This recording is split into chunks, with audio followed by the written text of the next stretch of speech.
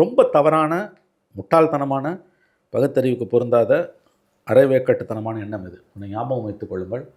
அப்படிப்பட்டவர்களில் வருபவர்களில் 10% ஒன்று சாத்தியக்கூறு, 2வது சட்டம் என்ன சொல்லுது. இது 2 படியும் நம்ம பார்க்கணும். சாத்தியக்கூறுன்னு நீங்கள் பார்க்கும்பொழுது வருபவர்களில் 90%க்கு மேல் தன்னுடைய மாநிலத்திற்கு திரும்பிவிட வேண்டும் என்று தான் நினைப்பான். அவனோட ரூட்ஸ் அங்கே இருக்கும். நீ எங்கே தான் போய் அமெரிக்கா போகிறவன் ஹைலி குவாலிஃபைடை விட்டுருங்க, அவங்க கதை வேறு. எல்லாரும் ஹைலி குவாலிஃபைடு கிடையாது, வேலைக்காக போகிறோம். 10% தான் ஹைலி குவாலிஃபைடு. மித்த இவெல்லாம் உனக்கு உடல் உழைப்பாளிகள். இவன் எவ்வளோ சம்பாதிச்சாலும் ஒரு கட்டத்தில் திரும்ப தன்னுடைய மாநிலத்துக்கு போயிடணுன்னு தான் நினைப்பான். அவன் பிகாரியோ, மேற்கு வங்கத்தை சார்ந்த வங்காளியோ, ஒரிசாக்காரனோ, அவன் தன்னுடைய ரூட்ஸுக்கு வேர்களை நோக்கி தான் அவன் பயணிப்பான். 2வது, சட்டப்படி தான் வாழணும், இஷ்டப்படி வாழ முடியாது.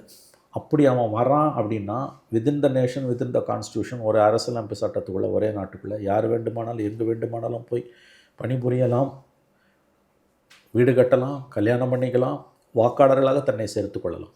நியோமேட்டின் ஹேர் க்ரோத் லோஷன். இது சாதாரணமான ஹேர் ஆயிலை விட பல மடங்கு வேகமா ஊடுருவி முடி கொட்டுறது, அடர்த்தியின்மை, சிறுவயது வழுக்கை போன்ற பிரச்சனைகளை தடுத்து முடி அடர்த்தியா வளர உதவுது.